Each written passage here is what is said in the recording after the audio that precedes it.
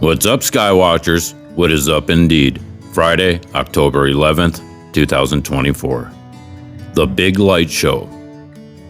Let's start off by acknowledging the massive solar flares we had prior to last night's geomagnetic storm, an X7.1 solar flare and an X9.3 solar flare. Now, I am completely aware of the solar cycles and solar dynamics. Haven't we seen enough to understand the truth is always bigger than the choices and the information given? I understand many will equate these events with HAARP. Let's explore that for a moment.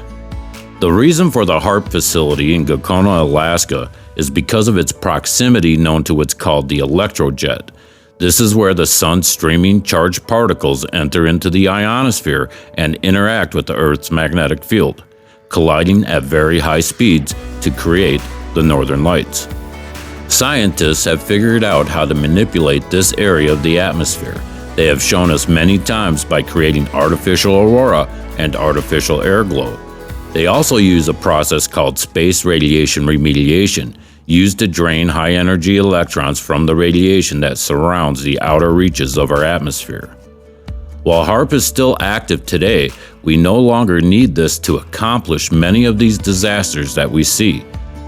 They can use techniques such as virtual antennas by deploying stratospheric aerosols across large sections of the continent, and then applying ground facilities like HAARP, SuperDARN, particle accelerators, supergiant space telescopes, incoherent scatter array radars, Gwen towers, SBX, and they can also ionize the atmosphere with NEXRAD.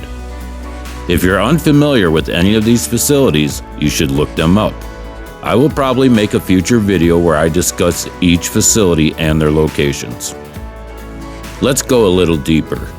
We know these stratospheric aerosols have chemicals such as barium that is used to create colors in fireworks displays.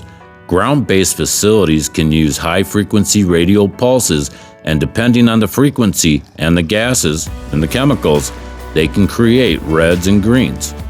They can also use high-altitude balloons to release these chemicals high into the stratosphere with onboard high-energy lasers.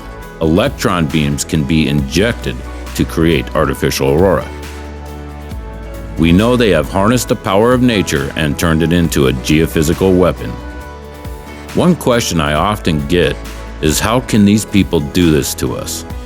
Many are under the impression these are normal people. That couldn't be further from the truth. The system in which we live, from our societal structures, our education, our financial institutions, our healthcare institutions, government structure, and so on, were set up by a handful of controlling families during the last Great Reset.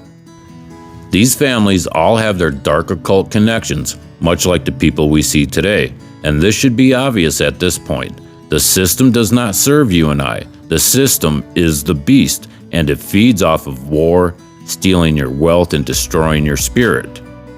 The blood of the covenant is thicker than the water of the womb. Let that sink in.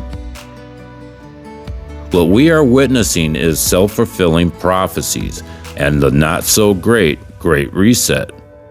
Now, their number one goal right now is to divide us. It makes their job easier. Let's resist the urge to hate one another and find ways that we can come together. I get asked all of the time, what can we do? My answer is, be aware of what is actually happening.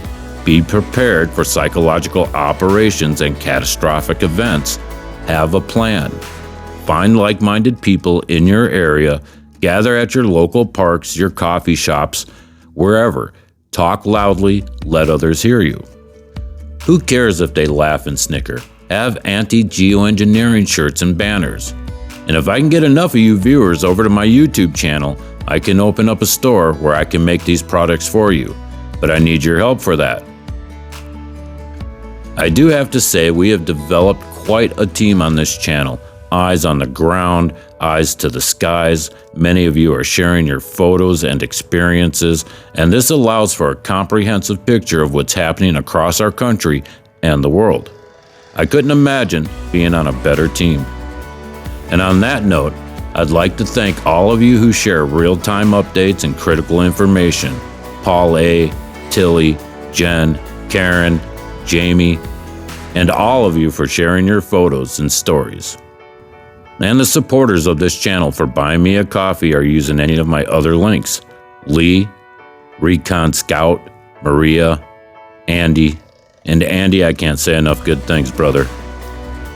Michael James, Penny, Incognito, and Alex Hammer. I thank all of you for your support. Much love and many thanks. Okay, my friends, stay aware, be prepared, and until next time, keep looking up.